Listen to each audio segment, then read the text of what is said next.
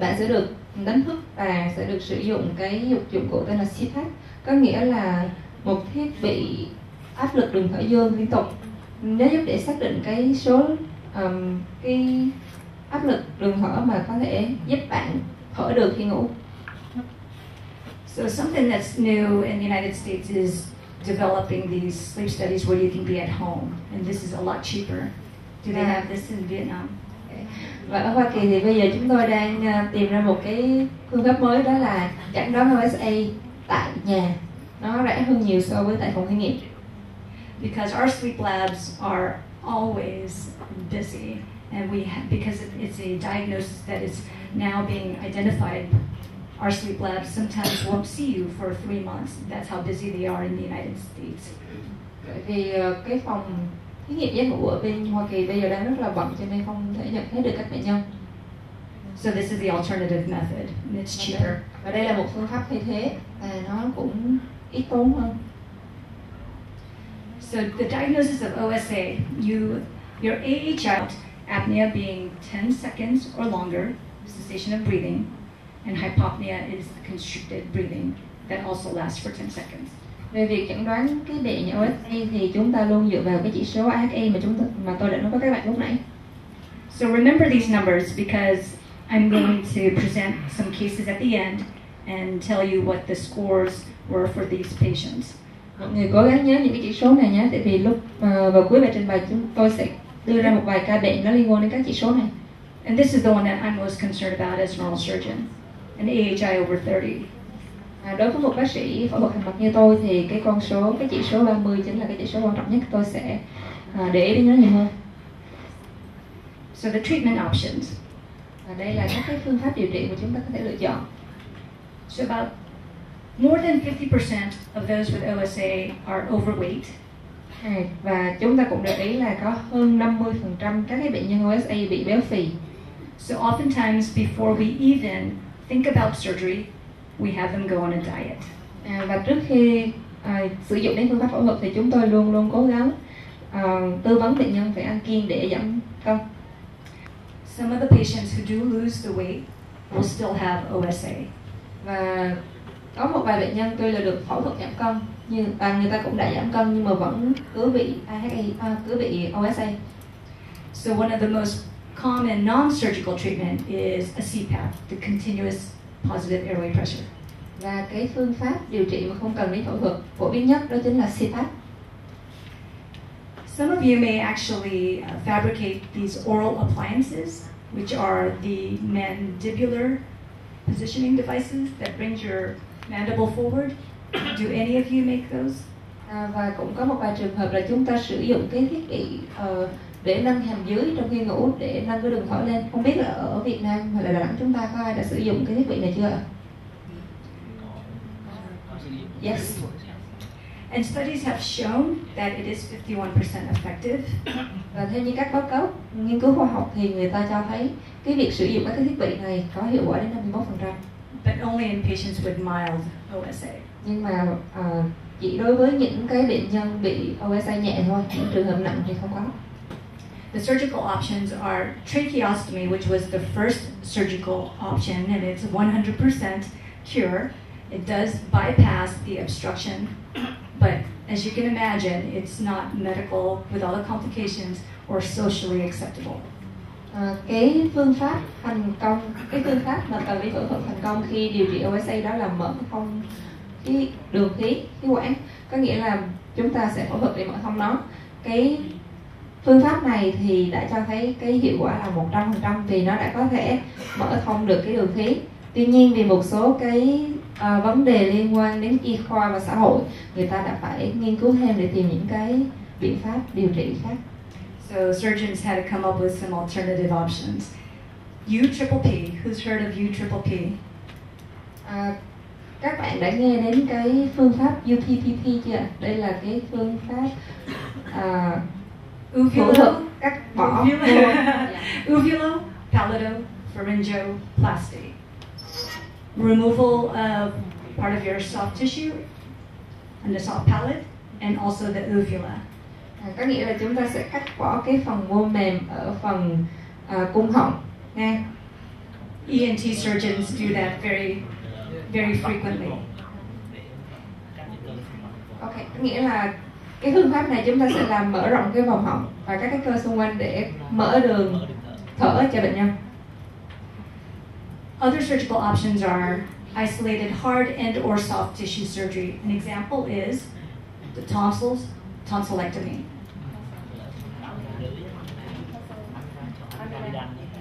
Và một cái biện pháp là phẫu thuật nữa đó chính là phẫu thuật mô mềm và mô cứng.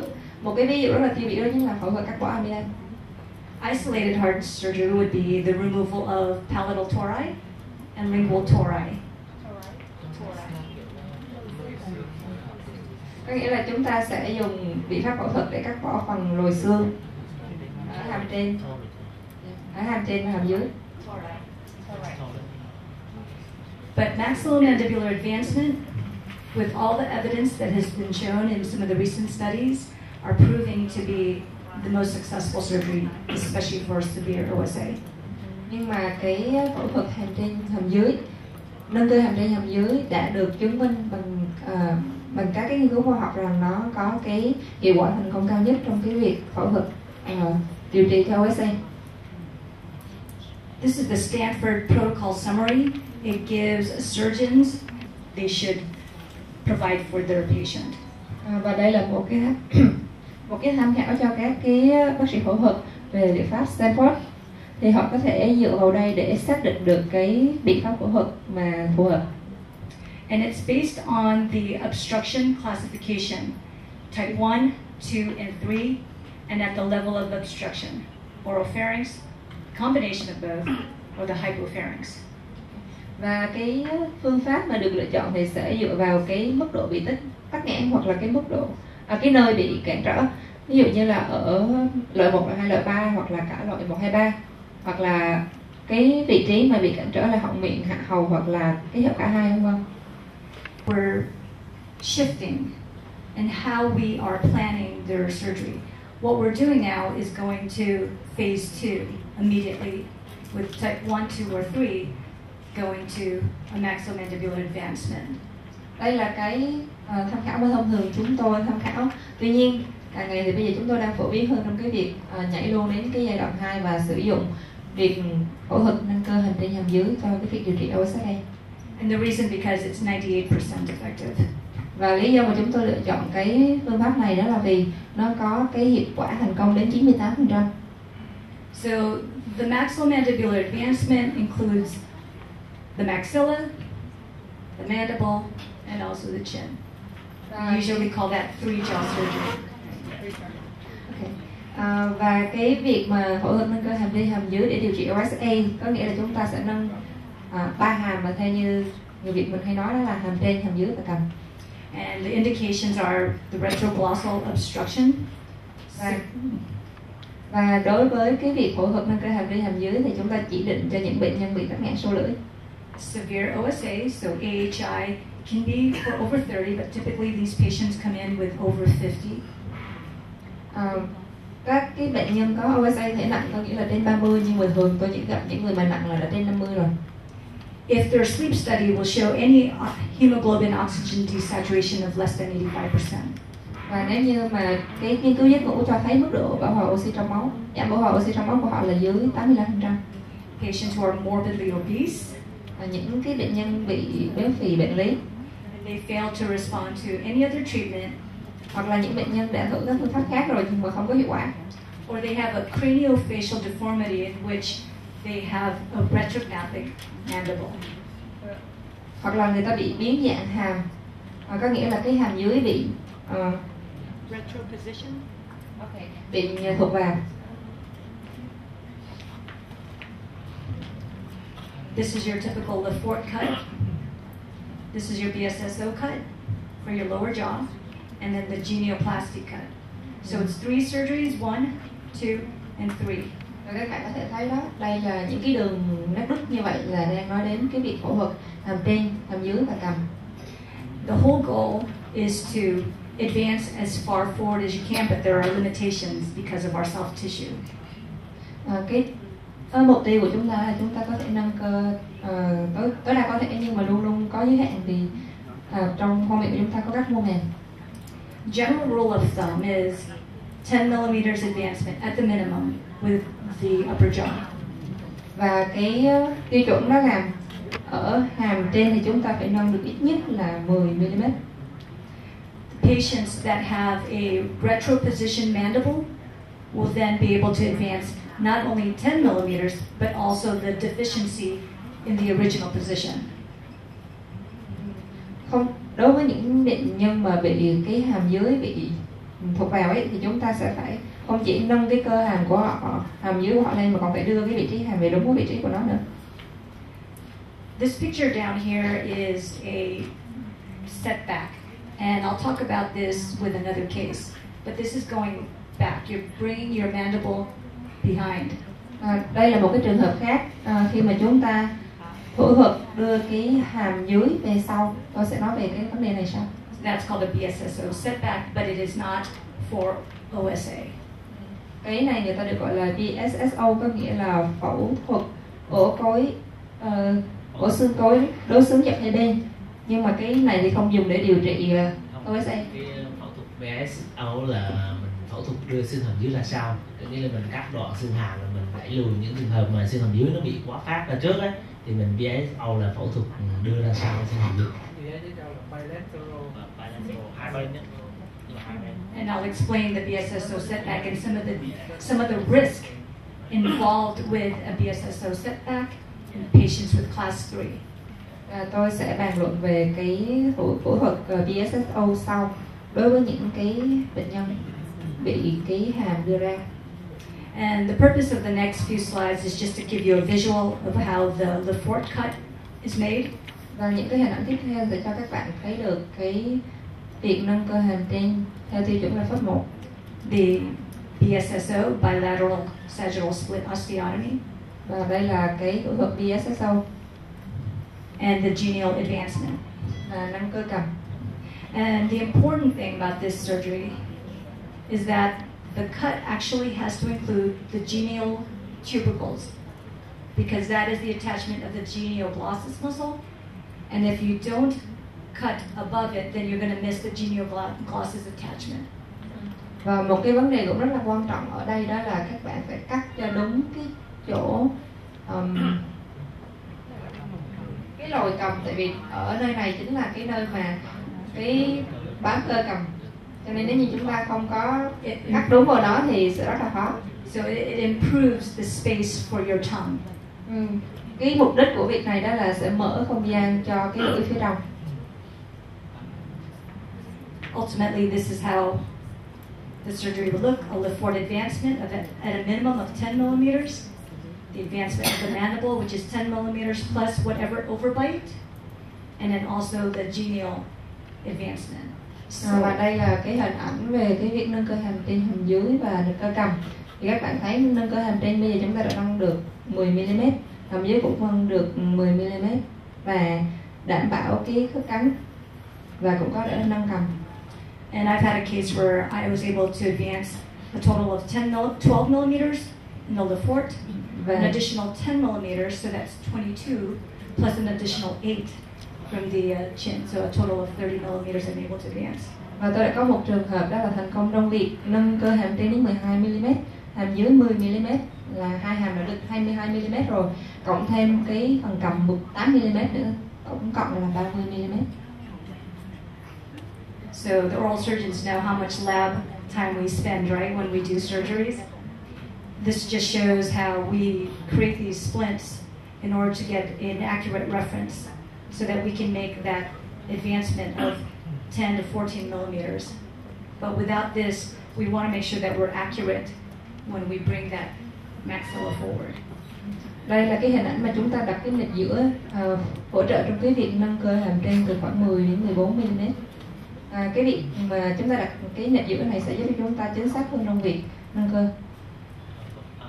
Chính lại phải là cái nẹp giữa mà người ta muốn trước khi chuẩn bị phẫu thuật cái việc đấy, người ta phải lấy mẫu hàm của bệnh nhân đưa lên giá khớp để tính toán cái mức độ mình chuẩn bị mình phẫu thuật mình đưa ra bao nhiêu để chắn khớp với cái hàm dưới, và đồng thời là tính toán để chắn liên quan đến cái vị trí mình sẽ đưa tương quan giữa khớp cắn giữa hàm trên và hàm dưới, cho nó thuận lợi, để khi mà khi mình mổ mà mình cắt đoạn xương hàm rồi xong mình phải áp cái máng này vào trong khi phẫu thuật ấy, chứ không phải cái nẹp giữa. Cái máng phẫu thuật gọi là máng phẫu thuật. So you cut the maxilla first. Surgical model. Yes, surgical model. Cut the maxilla first. You actually place the titanium plates. Then you take your mandible, bring it forward, and have it in occlusion. This is a case. This is a textbook case. This is the before. This is after. Đây là cái hình ảnh mà chúng ta đã phẫu thuật nâng cơ sau và trước. Before and then after. Đây là một cái hình ảnh khác. And when you look at the lateral cephalometric, you'll see that the retroglossal, retropharyngeal, you'll see 6 millimeters to 14 millimeters. Và nếu như mà chúng ta nhìn vào cái hình ảnh nghiêng sọ này thì chúng ta có thể thấy được cái phần sâu lưỡi đã được nâng lên từ 6 mm lên 14 mm. And the retropharyngeal is 9 millimeters to 15 millimeters, quite a difference. Ở phần sâu họng là từ 9 mm lên 15 mm. This is another example of a middle-aged woman. Và đây là một cái ví dụ khác về một người phụ nữ trung niên. 2 millimeters, the retroglossal, to 11 millimeters. Như hình ảnh thì các bạn có thể thấy từ con số 2 đã lên số 11. 3 millimeters and to 13. Và 3 đến 13 mm. So how do we identify these patients? Và chúng ta làm thế nào để xác định những bệnh nhân cần tiến hành phẫu thuật nâng cơ hành trên hàm dưới? Is this a candidate? Người này thì không phù hợp rồi. No. What class is this patient? Class 3. Người này bị khớp cắn loại 3. So there's a temptation to set the mandible back. Thường thì người ta mong muốn sẽ đưa cái hàm về sau. But there's a risk in doing that. Nhưng mà làm như vậy thì rủi ro cao lắm. Because you can actually reduce the retropharyngeal airspace. Và nếu mà chúng ta làm như vậy thì chúng ta sẽ làm mất đi cái không gian ở phía sau họng và sau lưỡi. So what you can see is his mid-face is a bit hypoplastic. Position back. Nhìn vào cái mặt thì chúng ta thấy mặt ông nó bị lãm vào, bị lõm vào. So instead of setting his mandible back, I would do a lift forward and bring it slightly forward and slightly back. Và thay vì mà phẫu thuật đưa cái hàm dưới vào trong ấy, thì tôi sẽ đưa cái hàm trên ra trước và hàm dưới vào trong một chút xíu thôi.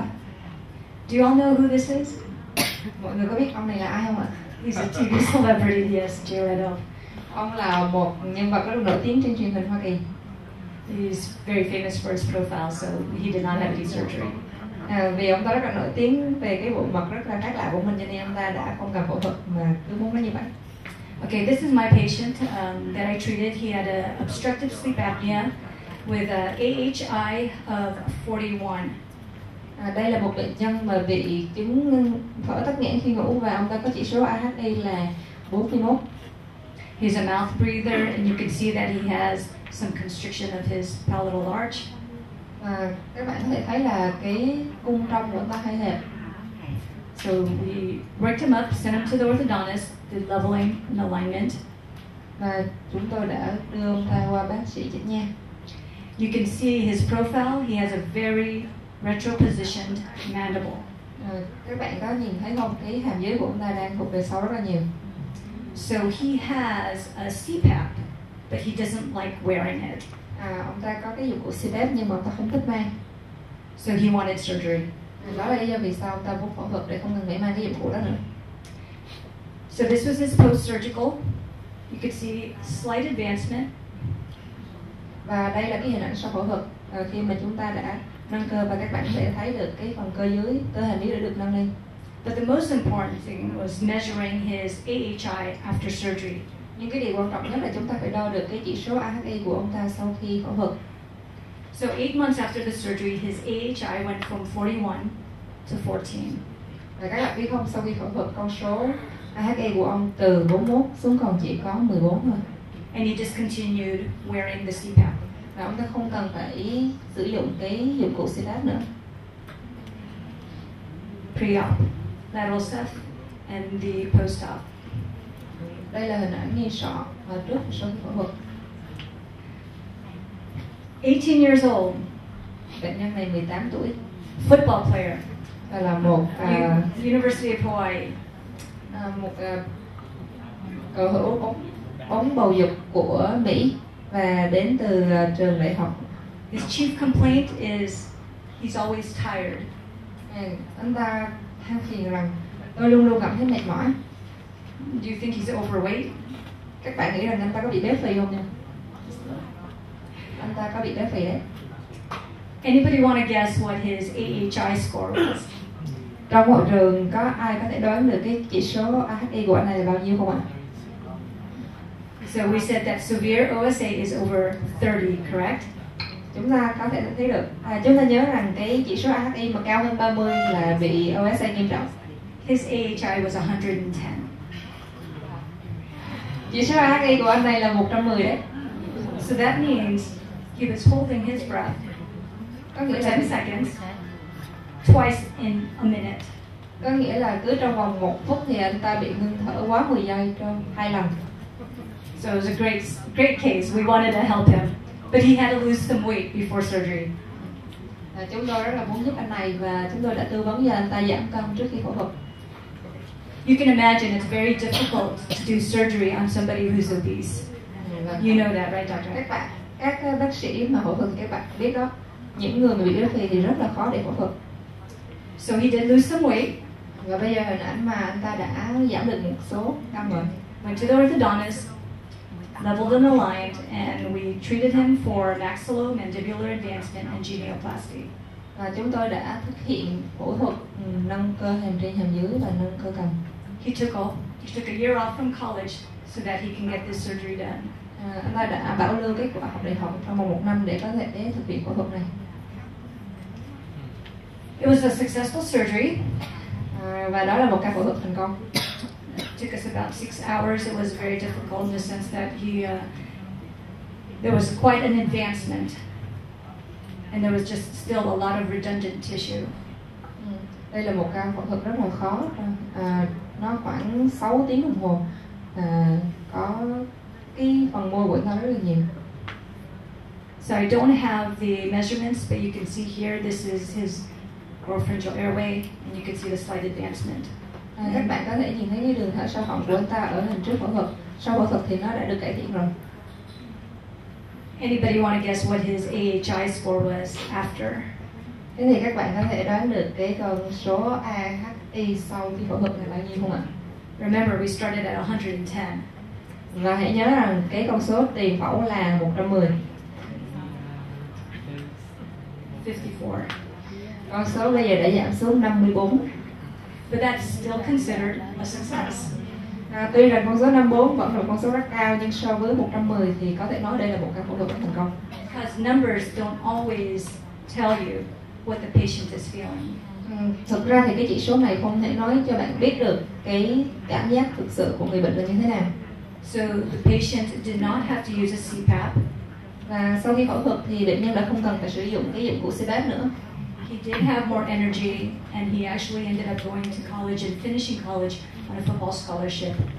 Và anh ta cuối cùng thì cảm thấy có nhiều năng lượng hơn và có thể đi học trở lại và đi vào một trường đại học bằng một cái học bổng bóng bầu dục của Mỹ. Có nghĩa là nếu như anh ta chơi bóng bầu dục thì không cần phải trả tiền học phí. So when we measure success, there's been some studies that showed đo cái tỷ lệ thành công này dựa trên một cái nghiên cứu trên 20 bệnh nhân OSA. They took a survey about 31 months after their surgery. Và cái nghiên cứu này đã được thực hiện khoảng 31,8 tháng sau khi các bệnh nhân thực hiện phẫu thuật. And these were the numbers. 45% of them stopped snoring. Và các bạn có thể thấy được kết quả trên bảng. 45% đã ngừng ngáy. 45% reduction in the severity of their snoring. Và 45% thì giảm cái mức độ ngáy của họ. The majority of them, 83%, felt that it was worth the experience. Và 83% thì nói rằng họ cảm thấy rất là thoải mái sau khi phẫu thuật. And their AHI decreased went from 46 to 9.3, and that was the average. Và cái chỉ số AHI trung bình đã giảm từ 6.5 trước phẫu thuật đến còn 9.3 sau phẫu thuật.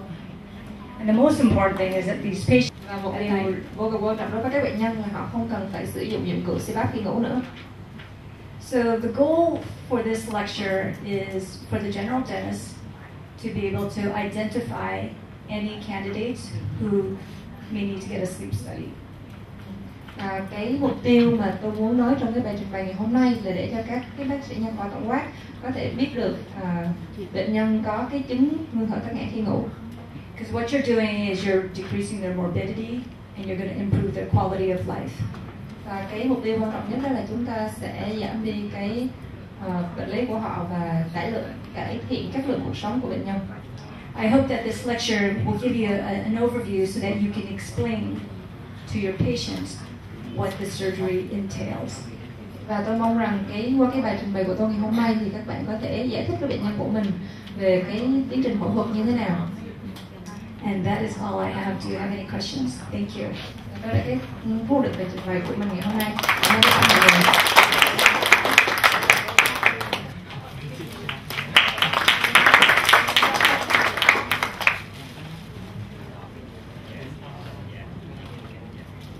There's going to be a slight change in the schedule of events this afternoon after lunch.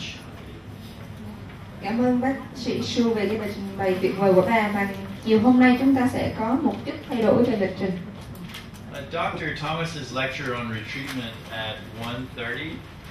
We're going to need more time for that lecture for it to be a quality lecture. So we're going to come back from lunch at 1 o'clock and start that lecture at 1. Vì cái bài đầu tiên trong ngày hôm nay vào lúc 1:30 sẽ là của bác sĩ Thomas. Tuy nhiên ông cần thời gian dài hơn để có thể nói rõ về cái bài trình bày của mình, cho nên chúng ta sẽ không phải bắt đầu từ 1:30 nữa, mà 1 giờ chúng ta sẽ bắt đầu trở lại.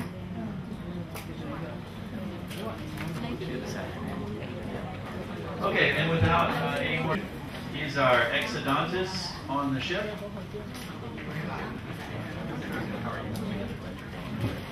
Speaking to everybody just before lunch. Tôi rất vui được nói chuyện cùng các bạn trước khi bữa trưa.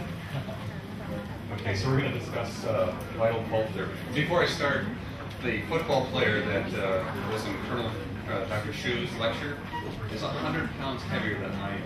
So if you look at my size, he's much bigger. But vital pulse therapy, we're going to do a couple of quick case studies about MTA. It's a mineral trioxide aggregate.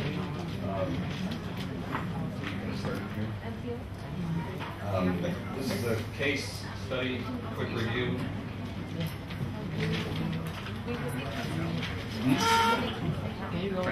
Slow. Hôm nay chúng tôi sẽ bàn luận về một trường hợp lâm sàng về các điều trị tối ưu sử dụng vật liệu khám là MTA. Slow me down. Okay, this is a 11-year-old male. You can see the tooth right there is 29. Đây là trường hợp của một cậu bé 11 tuổi người châu Á với cái vùng răng số 29. The apices are not closed. Those two. Ở vị trí răng 3 năm.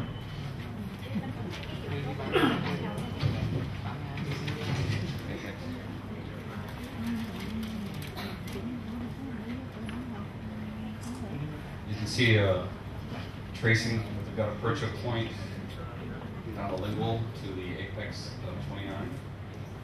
Các bạn có thể thấy trên hình đây là người ta đã dò từ cái lỗ dò phía mặt trong của cái răng 3 năm và đi đến cái vùng sót của răng này.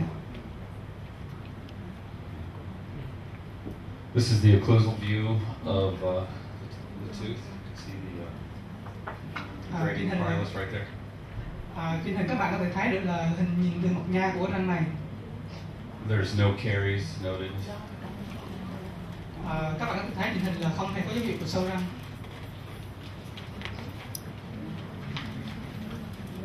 All right. An access prep. An access prep was made. A purulent exudate was removed, and the necrotic nature of the pulp was confirmed. chúng tôi đã mở tối ý và thực hiện cái việc mà dẫn lưu các dịch máu và mũ ra, và cái việc mà tối ý bị hoại tử là được xác định là đúng. And a needle was placed within 1 millimeter of the apex, and it was rinsed with sodium hypochlorite.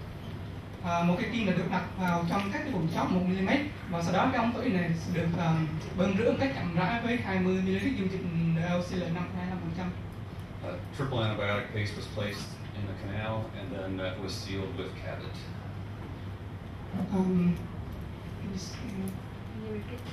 A triple antibiotic paste was placed in the canal, and it was sealed with Cabot. Yes. Cái ống tối lúc này là được đặt vào đó một số loại kháng sinh, gồm có 3 loại kháng sinh, và sau đó là được chấm bít lại bằng vật liệu chống tạm là Cabot.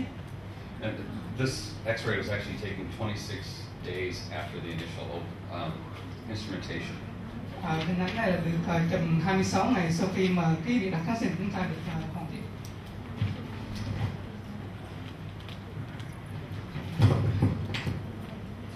The next appointment that was re-instrumented was irrigated out.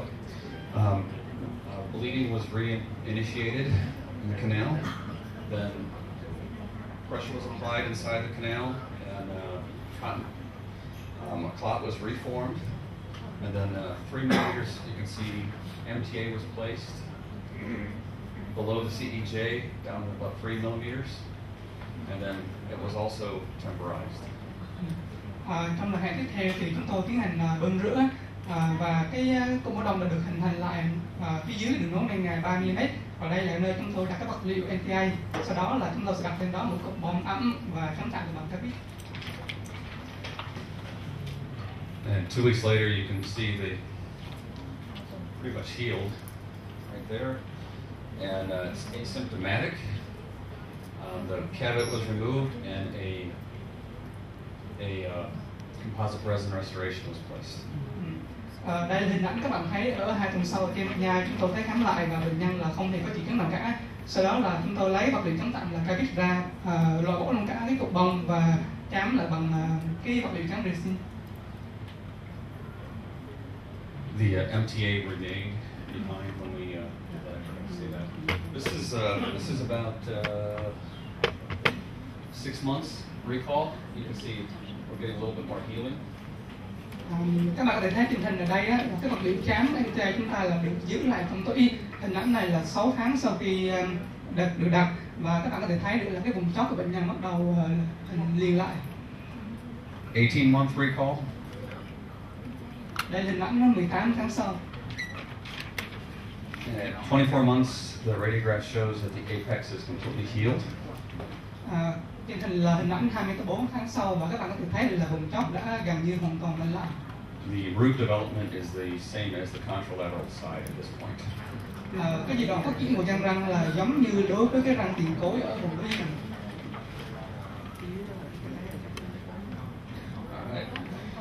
We're going to do another one. It's about another regenerative case. This is about MTA. MTA was developed in 1993. Vật liệu MTA là được phát triển vào năm 1993. It was approved by the U.S. Food and Drug Administration in 1998. Và nó là được chứng nhận bởi tổ chức FDA vào năm 1998. It has a pH of 12.5. Nó có độ pH là 12,5. Calcium hydroxide has a pH of around 11. So just compare the two. Canxi hydroxide là có độ pH là lớn hơn 11. It has a long setting time of about 2 to 3 hours. Nó có thời gian đông lại rất là lâu, tầm từ 2 đến 3 tiếng. Slight expansion of the material once it sets. Nó có một độ mở rộng nhẹ nhẹ, và do đó là tạo thành một cái miếng trắng rất là tốt. And it's minimally soluble. Và có một độ hòa tan rất là thấp. Okay, this is a study that was done by Bojan in 2008. He is a private practice endodontist out of California. He did a case study with 47 patients. Đây là một nghiên cứu của Bogan vào năm 2008. Đây là một bác sĩ nội nha ở làm việc trong California. Thì cái nghiên cứu này của ông là tiến hành trên 47 bệnh nhân từ 7 đến 45 tuổi. The diagnosis was no more than reversible pulpitis. Cái việc chẩn đoán của những bệnh nhân này là không có bệnh nhân nào mà tình trạng nghiêm trọng hơn với viêm tủy có khả năng hồi phục. Caries was completely removed. Các sâu răng là được loại bỏ hoàn toàn. Hemostasis was obtained in the canals with sodium hypochlorite on a cotton pellet, and it's real important that the cotton pellet is not dripping, but just damp with sodium hypochlorite here, from what they said and what the numbers say. There was with these cases, 9-year recall. Các bạn có thể thấy được là cái kết quả của nghiên cứu này rất là khó dự đoán, và trên đây là bệnh nhân được tái khám lại sau 9 năm. You recall 49 of 53 patients. Trong 53 bệnh nhân thì chỉ có 49 người quay trở lại để khám. With approximately a 98% success rate. Và cho thấy một tỷ lệ thành công đó là 97 và 96%. The outcome was based on radiographic appearance, subjective symptoms, and cold testing. Kết quả của nghiên cứu này là dựa trên cái sự nhận diện trên cái quan các triệu chứng của bệnh nhân và các thử nghiệm lạnh. 15 of 15 initially with open apices had completed the root formation. That's impressive. 15 for 15. Kết quả rất là ấn tượng, đó là 15 trên 15 bệnh nhân là có lỗ chóp và đã hoàn toàn hình thành cái răng nanh trở lại. Here's one of the case studies. Okay. Đây là một cái nghiên cứu khác. Okay, this is a pre-treatment radiograph right here. Shows a large carious lesion. After caries removal, you can see pulp exposures with bleeding. The bleeding was stopped. MTA was placed. And please note here that very well isolated with rubber dam. It's important that you isolate these very well. You don't want any leakage or any contamination. It's temporized, and then 5 years later, 5.5 years later, sometime in there the permanent restoration was placed, but look, the apices are closed and the tooth is asymptomatic. You can see from the development of the teeth next to it. Các bạn có thể thấy trên hình đầu tiên là hình chụp X-quang của răng khi mới tới khám, thì sau đó là người ta đã loại bỏ được cái phần sau răng trên bề mặt, và các bạn có thể thấy được là cái phần tủy bên dưới là đang chảy máu. Hình D các bạn có thể thấy được là 2 mũi tên là chỉ và các điểm lộ tủy ở trên đó. Lúc này thì bác sĩ sẽ tiến hành là đặt vật liệu NTI trong bụng tủy, sau đó là để một bông gòn ấm lên trên và chống tạm lại. Sau 5,5 năm thì bệnh nhân sẽ tái khám lại, và các bạn có thể thấy được là chân răng đã bắt đầu lành lại. Bạn có thể so sánh với lại là cái răng bên cạnh, là thấy răng bên cạnh phát triển rồi và răng này cũng phát triển tương tự như vậy. We're going to do another quick one. This is a post-treatment radiograph with MTA. It was on a premolar. You can see the MTA right on the pulp chamber, and this was previously temporized. This is now permanent restoration. Some of the newer studies are showing that applying a permanent restoration with the MTA treatment is actually better than temporizing. Đây là một trường hợp khác, và các bạn có thể thấy được là cái răng tiền cối hàm trên là có một cái tổn thương ở phía mặt xa, và sau khi đặt MTA thì bác sĩ này nói rằng là người ta nói là nên đặt ngay cái vật liệu và chám vĩnh viễn luôn, chứ không phải là đưa vật liệu chống tạm vào trước. Applying the permanent restoration just after the MTA placement is better because you get a better seal, and it's a less assault on the pulp in the long run. Cái việc mà chám vĩnh viễn sau khi mà đặt MTA là cho thấy một kết quả là tốt hơn so với việc chám tạm, và sẽ ngăn cản cái sự xâm nhiễm trở lại vào phần tủy. Next case. This is a 29-year-old female, and you can see large carious lesion with the caries excavated. Again, rubber dam isolation is very good. They hit the pulp horns right here. There's a 1.5 millimeter and a 1 millimeter exposure. MTA was placed. There's the MTA. And if you notice real close, you can see the MTA is actually in the pulp chamber. And then a restoration was placed. And this is again a 5-year post-op.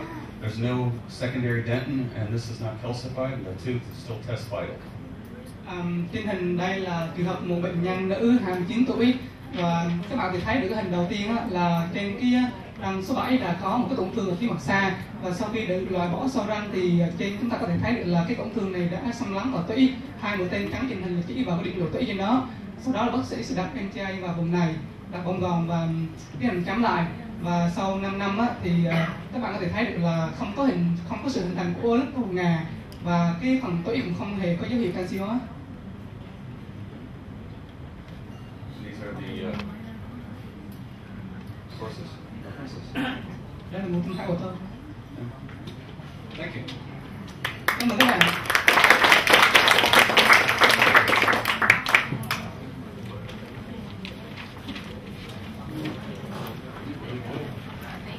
Hesitancy mình hay dùng hesitancy để tra tô ít, sau đó là mình cắm tạm thời gian, sau mình lấy ra rồi mình mới hàng, sau mình cắm lại bằng vĩnh viễn sau.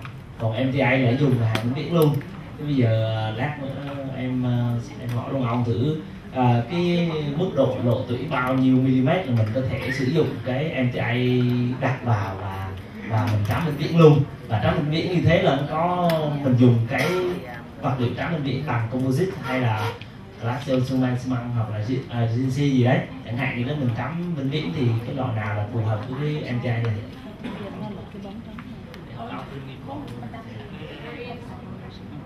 So also I have a question for you, and that is in Vietnam we usually use hydroxide calcium to cause the electrogenesis, and we put on the temporary filling on the top. But so how about the level of pump exposure that we can use?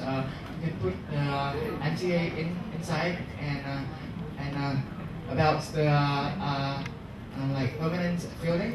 What material can we use, like composites or GIC? For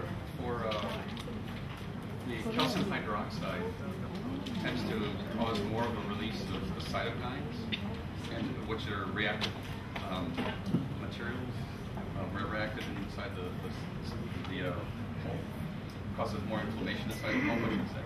And what happens is it causes more irritation, and it causes a secondary dentin bridge, which causes the pulp to recede a little bit. The MTA doesn't seem to cause that, can have that same effect on the pulp. So once you get the MTA in, you said which restoration to place over the top of the MTA could be whatever restorative material you want to use, as long as it seals it very nicely. And that's the important thing, is to get it sealed so there's no bacterial cell outflow. We use composite resin.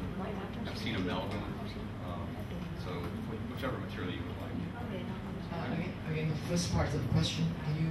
Because cytokines are inflammatory mediators inside the tooth pulp, and the calcium hydroxide seems to cause more of those. The pH of calcium hydroxide is actually more acidic than the pH of MTA, so you see more of that effect, more irritation to the pulp with calcium hydroxide than you do with MTA.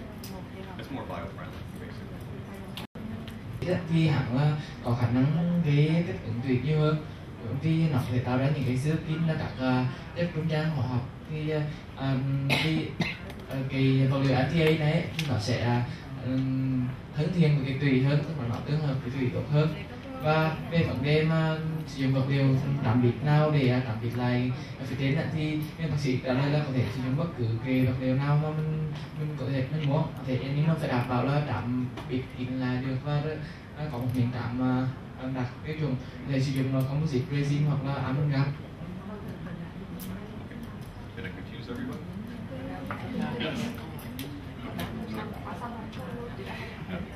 One more question. One more question, sure.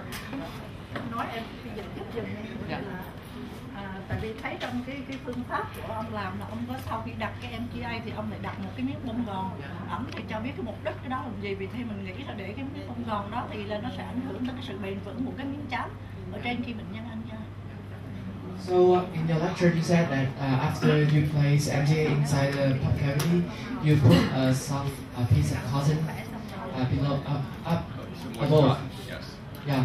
They And temporize it. On that procedure, they temporized it. They put a cotton pellet. yeah. then temporary restoration. Temporal restoration. Yes. But now they're showing that you can actually just put the MTA, then put your permanent restoration. You don't need the contract. Yeah. So she was asking if this piece of cotton might bring damage to the permanent restoration above, because like it's not. I mean it's something that resolves and it's not permanent. So maybe if it have any bad effect to the permanent sealant. When you have a temporary restoration, when you take the temporary restoration out, you take the cotton pellet out. Then you put your permanent restoration over the top. Okay. Nên là mình đầu tiên mình đặt MTA vào, xong mình đặt miếng bóng lên, xong mình đóng tạm lại, và sau đó mình lấy miếng bóng ra rồi mình đặt tiếp tục vào. Dạ, có ai có câu hỏi cho bác sĩ không ạ?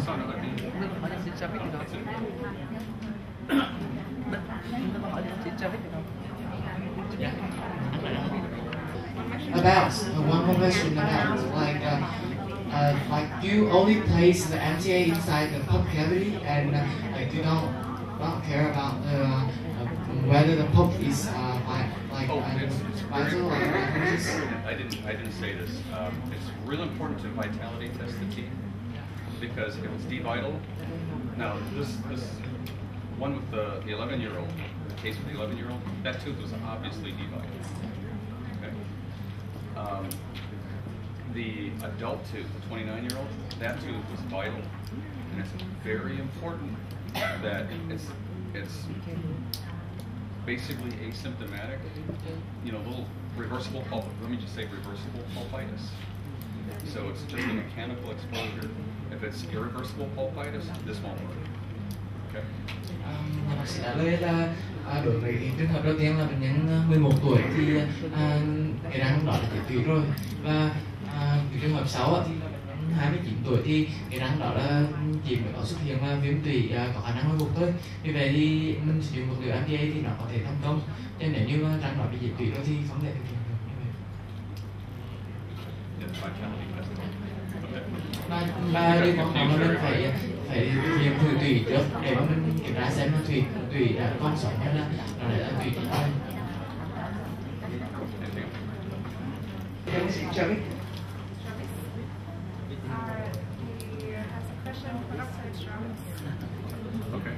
Anh gửi lại thôi, anh ghi lại. Dạ thì xíu nữa. Câu thứ nhất của anh là khi mình duy trì cho cái bệnh nhân cắn hở thì nó có giống như là duy trì cho bệnh nhân mà răng lộn xộn không? Cái duy trì đó nó giống nhau hay không? Cái thứ hai anh hỏi đó là trong trường hợp mà bác sĩ cho biết dùng cái răng nanh để thay thế cái răng cửa bên á, thì bác sĩ chấp nhận rằng cái răng số 6 là khớp cắn tầng 2, với lại hướng dẫn nhốn, thì bác sĩ có cái in dấu khớp cắn nào không? Tại vì tạo được nó rất là khó, tạo được cái ổn định khớp cắn ở cái khớp cắn tầng 2 và hướng dẫn nhốn là rất khó. Thì không biết bác sĩ có cái dấu khớp cắn nào không? Thì nếu như có thì có thể cho mình xem được không?